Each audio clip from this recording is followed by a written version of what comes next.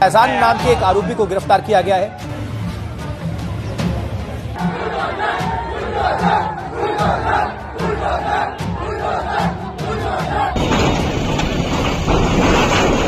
अगर आरोपी विशेष समुदाय से है और घटनाक्रम अभी सामने आया है तुरंत, तो उसका न्याय करने के लिए, उसका नतीजा देने के लिए भीड़ मकानों से निकलकर सड़क पर आ जाती है, ऑन सपोर्ट फैसला करने के लिए आमदा हो जाती है। ये आज मोदी जी के द्वारा बनाए गए नए भारत की विशेषताएं हैं, जिसमें अगर व्यक्ति अल्पसंख्यक समुदाय से है, उसने कोई आरोप किया है, तो वो मान लिया जाता है कि इसने डेफिनेटली ये अपराध किया ही होगा, इसलिए न्याय करने के लिए आ जाओ। पुलिस और न्यायपालिका ठेंगा दिखाने उनको लग जाओ। एक एक घटनाक्रम आपको बताने वाला हूँ। गाजियाबाद से खबर आई थी, उत्तर प्रदेश के गाजियाबाद से, कि फैजान नाम का एक विशेष समुदाय के व्यक्ति है, उसने एक दूसरे समुदाय की नाबालिग लड़की के साथ बलात्कार किया है, रेप किया है। उसके बाद ये जैसा ही घटनाक्रम सामने आया तो मेजॉरिटी समुदाय के व्यक्ति काफ़ी ज़्यादा सड़क के ऊपर निकल आए। फैजान कबाड़ी की दुकान चलाता था, रिक्शा था उसके पास, रिक्शा में आग लगा दी, उनके दुकान में तोड़फोड़ कर दी, आगजनी की गई, हा हुल्लड़ किया गया, नारेबाजी हुई। तस्वीरें आज मैं दिखाना चाहूँगा कि उस नुकसान की भरपाई कौन करेगा, क्योंकि अब ये खबर निकल कर आ रही है कि कथित तौर पर फॉरेंसिक जांच में ये पाया गया है कि रेप हुआ ही नहीं था।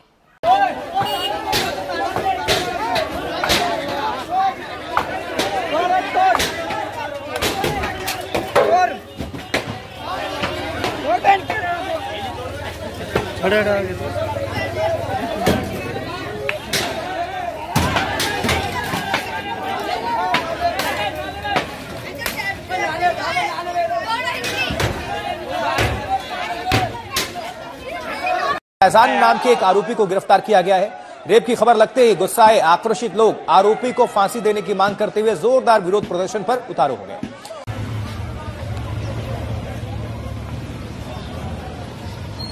भड़के लोगों ने कबाड़ की दुकान और सड़क पर खड़े रिक्शों, ठेलियों और ई रिक्शा में तोड़फोड़ की है।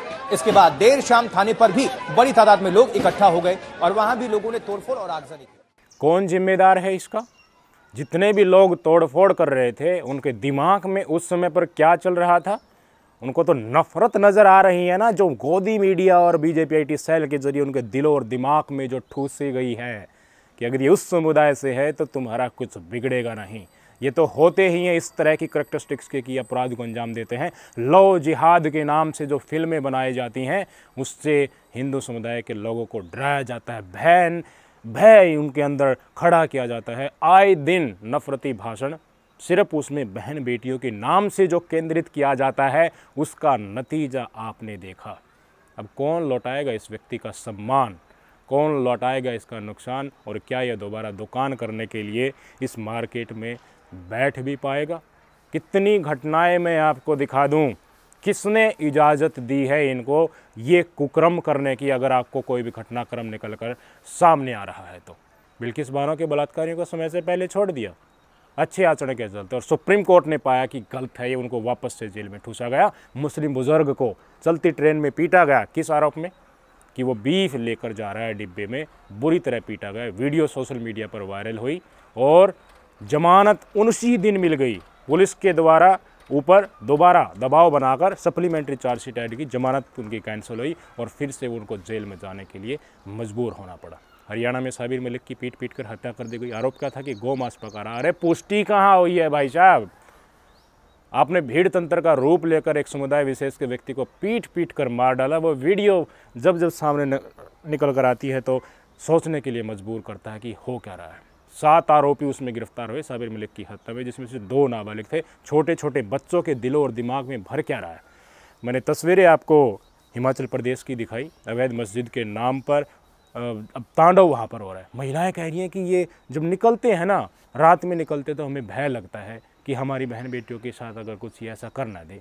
कोई एक आरोप की रेप की घटना आती है तो हमें भी लगता है कि कल को हमारे साथ नहीं हो जाए। समझ रहे हैं ना दिमाग में क्या ठूसा गया है, उस समुदाय की छवि क्या बनाई गई है, वो लोग चाहते क्या हैं।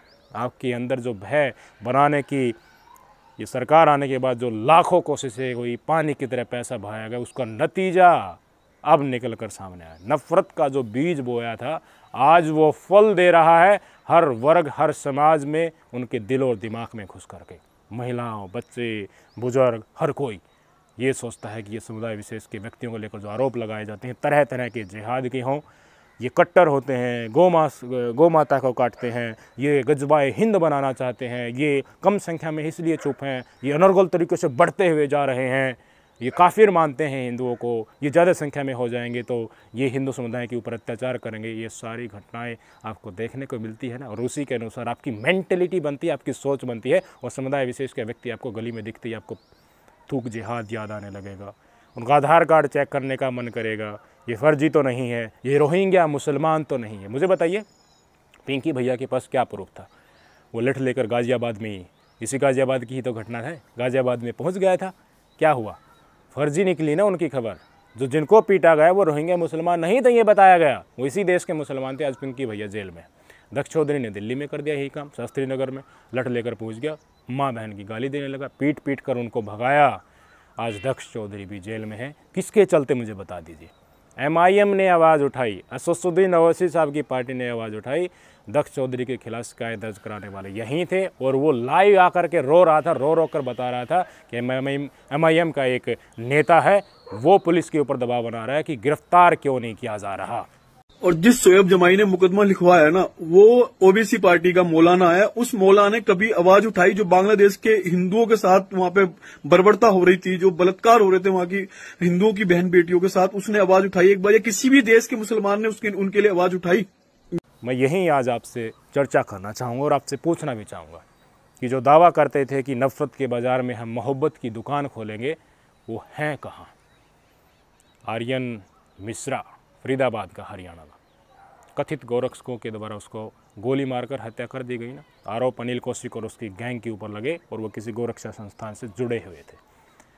दीपेंद्र सिंह हुड्डा या कांग्रेस पार्टी का कोई भी नेता, या नूह में कांग्रेस पार्टी के जितने भी विधायक हैं, प्रत्याशी हैं, एक व्यक्ति भी उनके घर जाकर पूछा? मैंने दीपेंद्र सिंह हुड्डा का पूरा ट्विटर प्रोफाइल छान कर मारा, मुझे साबिर मलिक के प्रति सांत्वना देते हुए उनका एक ट्वीट भी नहीं दिखा। कांग्रेस की ही सरकार बनाने के लिए जो तुम पैर हो रहे हैं ना, वहाँ पर कोशिशें कर रहे हैं ना, राहुल गांधी जी दावा कर रहे हैं ना, किस लिए नहीं गए आर्यन मिश्रा के घर में? साबिर मलिक की पीट पीट कर हत्या कर दी गई, आर्यन मिश्रा की मौत के घाट उनको उतार दिया गया। कोई आई खबरें सोशल मीडिया के ऊपर कि दीपेंद्र सिंह हुड्डा जी उनके घर पर जा रहे हैं, या साबिर मलिक के परिवार को कुछ सहायता कांग्रेस पार्टी देगी, इस तरह की खबरें आई? नहीं आई मेरे भाई साहब। ये डरते हैं, किस लिए डरते हैं? कि तुमने अगर साबिर मलिक के साथ सांत्वना दिखा दी या आर्यन मिश्रा के समर्थन को, उसके पक्ष में कुछ बोल दिया, तो भाई साहब बवाल मच जाएगा। जो चरमपंथी हैं वो इसको मुद्दा बना लेंगे कि कांग्रेस पार्टी तो देखिए गोरक्षकों की दुश्मन है, मुसलमानों के साथ खड़ी हुई है, हमारा वोट बैंक कट जाएगा इसलिए। लेकिन जो सेकुलर हिंदू हैं, जो पीस चाहते हैं, कांग्रेस पार्टी को केंद्र में इसलिए लेकर आना चाहते हैं कि हिंदू मुसलमान में भेद ना हो, और आपकी स्टेट में और प्रदेश में आपकी करैक्टरिस्टिक्स क्या हैं, आपकी चरित्र चाल चेहरा क्या है। कल को अब जो बीजेपी पार्टी की बी टीम का आरोप MIM के ऊपर लगाया जा रहा है, वो आरोप अगर धीरे धीरे उतर जाएगा तो मुझे बता दीजिए उस समय के ऊपर अगर कांग्रेस बिल बनाएगी तो कांग्रेस की जनता या विशेष समुदाय के व्यक्ति सुनेंगे नहीं, उनको वोट नहीं देंगे, तो आप क्या ही कर लोगे? उन षड्यंत्रों के ऊपर विश्वास कैसे करेंगे? बता दीजिए ना मुझे। रिसेंट की इंसिडेंट महाराष्ट्र में किस तरीके से मुस्लिम बुजुर्ग को पीटा गया, कौन गया उनके घर पर? वारिस पठान ने उनसे विशेष मुलाकात की। बहुत ज़्यादा दबाव बन गया MIM के कई नेता उनके साथ मिले, उनको अस्पताल में ही भर्ती कराएगा, उनका इलाज कराएगा। तब जाकर राहुल गांधी ने साबिर मलिक और उस मुस्लिम बुजुर्ग की फ़ोटो एक साथ साझा करके ट्वीट किया था, वो भी दबाव बनाने के बाद। अब क्या इस तरह की इंसिडेंट आ रही हैं जब कांग्रेस पार्टी का या नफ़रत की बाज़ार में मोहब्बत की दुकान खोलने का दावा फीका पड़ता जा रहा है, तो MIM दिल्ली प्रदेश के नेताओं ने आज कांग्रेस दिल्ली मुख्यालय को घेराव करने की कहा। वहाँ पर वो गए, पुलिस ने उनको रोक लिया हाथ में गुलाब लेकर। तो दिखाता हूँ, दिल्ली प्रदेश MIM की टीम वहाँ पर पहुँची तो किस तरीके से नारेबाजी हो रही है, और इस दुकान जो मोहब्बत की है, इसमें जो जंग लगा हुआ है, उसको एक एक उनके पत्ते खरीदते हुए MIM की टीम। यहाँ कांग्रेस की मुख्यालय इसलिए आए हैं, ये गुलाब का फूल देने आए हैं कि ये मोहब्बत की दुकान हिमाचल में कब खोलेंगे आप, शिमला में कब खोलेंगे आप। और यहाँ पे पुलिस वाले हमें रोक रहे हैं। क्या कांग्रेस के यहाँ से नेताओं के इशारे पर ये किया जा रहा है? 10 दिन हो गए इमरान प्रतापगढ़ी जी का, जो इनके यहाँ से कांग्रेस के बड़े मुस्लिम लीडर हैं, उनका एक स्टेटमेंट नहीं आता हिमाचल और शिमला के मुद्दे पर। राहुल गांधी जी यहाँ से विदेश चले जाते हैं और आप कुछ इसलिए चले जाते हैं क्योंकि बोलना ना पड़े मुसलमानों को लेकर आए। बिल्कुल ये धोखा है, छलावा है। ये दुकान वहीं खोलते हैं जहाँ पे उनके मुस्लिम के वोट बैंक से मतलब है। जहाँ 2% मुसलमान हैं हिमाचल में, जहाँ उनके मुसलमानों के वोट के मायने नहीं है, वहाँ पे आप यहाँ से नफरत की दुकान खोलते हैं। हिंदुत्व फोर्सेस को खुश करने की कोशिश कर रहे हैं। ये कांग्रेस वाले जो है मोहब्बत की दुकान खोल रहे हैं। आप देखिए हिमाचल पे यहाँ से ये नफरत की दुकान खोल के रखे हैं और आप यहाँ से हमारे यहाँ से गिरफ्तारी करवा रहे हैं।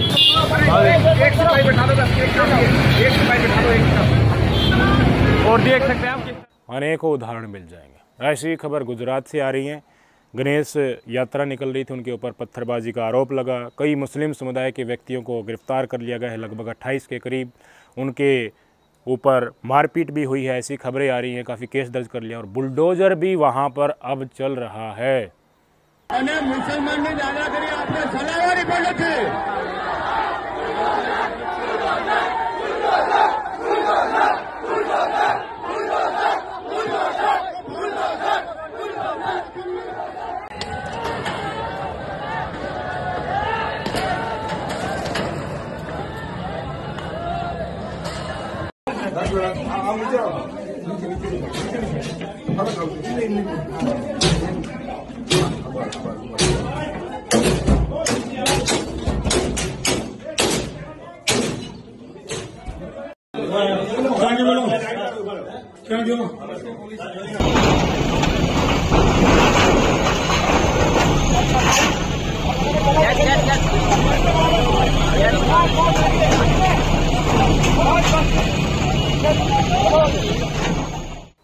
बुलडोजर चलाया जाता है।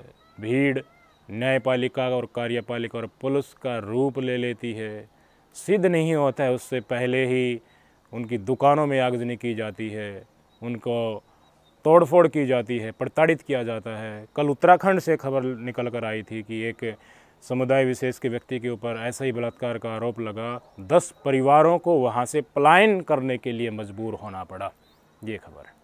क्यों होना पड़ा? इसी भीड़ तंत्र की वजह से कि आरोप लगा है, सिद्ध होने में कई साल लग जाएंगे। तब तक जब घर से बाहर कदम रखोगे तो हर कदम के ऊपर आपसे जवाब मांगने वाली भीड़ मौजूद होगी। सबसे बड़ा सवाल अब ये हो गया है, हिंदुओं में भी भय, मुसलमानों में भी भय, जाओगे कहाँ? भय और इससे निकलती हुई भारतीय जनता पार्टी की वोट बैंक यही है। कब्र हो गया आपस में साथ मिलकर। क्या इस समुदाय विशेष को एक कोने में केंद्रित कर दोगे और उसी कोने को आप फिर बताएंगे कि ये मिनी पाकिस्तान है, यहाँ पर तो जाना ही नहीं, यहाँ तो देखिए ईद वाले दिन खून की नालियाँ बहती हैं यहाँ पर के, इनका तो जीवों के प्रति दया धर्म ही नहीं है, फिर ये अनर्गल बातें करते रहना। क्या करवाओगे? इस चीज़ के ऊपर आप मत चलिए। इसी के कारण, इसी भेद के कारण हम विभाजन भुगत चुके हैं ना। पाकिस्तान दूसरा देश बन चुका है, लेकिन हमारी सांस्कृतिक जुड़ाव कितना है? पंजाब के लोगों से पूछना, हरियाणा के लोगों से पूछना। घरों में जब बंटवारा हुआ, मुस्लिम समुदाय के व्यक्ति को घरों में छुपा छुपा कर मारकाट से बचाया था उस समय के ऊपर। और यहाँ के हर डिस्ट्रिक्ट के पुराने आदमी भी आज वो जीवित हैं। कोई वीडियो सोशल मीडिया के ऊपर आते बड़े मिस करते हैं कि यार बता देते हैं पूरा नक्शा कि गांव में उस तरफ हमारा घर हुआ करता था, वहाँ एक पेड़ था, हम वहाँ बैठा करते थे। कभी ऐसा भेद नहीं होता था कि हमें आपस में इस तरह का ये लगा हो। सबको सामने आना चाहिए। सेकुलर समाज जो मुस्लिम समुदाय और हिंदू समुदाय में, उनको आगे आना चाहिए। अगर हिंदू समुदाय के साथ गलत होता है तो सेकुलर मुस्लिम समुदाय के व्यक्तियों को बोलना चाहिए, यही चाह रहा है। अगर मुस्लिम समुदाय के साथ गलत होता है, सेकुलर हिंदू समुदाय को भी बोलना चाहिए। जैसे कि बांग्लादेश की घटना अब आई है, वहाँ पर हिंदुओं के ऊपर आक्रमण हो रहे हैं, तो यहाँ के सेकुलर मुस्लिम समुदाय के व्यक्तियों को भी बोलना चाहिए। अगर फ़िलिस्तीन के ऊपर हमला हो रहा है तो यहाँ के सेकुलर हिंदू समुदाय के व्यक्तियों को बोलना चाहिए, और बोला भी था काफ़ी लोगों ने। इसकी मैं सराहना करता हूँ। मुस्लिम समुदाय के व्यक्तियों को भी अगर ये एक हाथ आगे वो बढ़ाते हैं तो माहौल, ये भीड़ तंत्र और नफरतबाज और बुलडोज़र का, इनसे वोट निकलना ही बंद हो जाएगी। एक नज़ीर पेश हो जाएगी। सेकुलर विचारधारा और अमन पसंद लोग भारी संख्या में आपके साथ जुड़ जाएंगे। अंधभक्त और नफरतबाज कम होते जाएंगे और आखिर में सिकुड़ जाएंगे और हम उसी दिन विश्व गुरु बनेंगे। नमस्कार।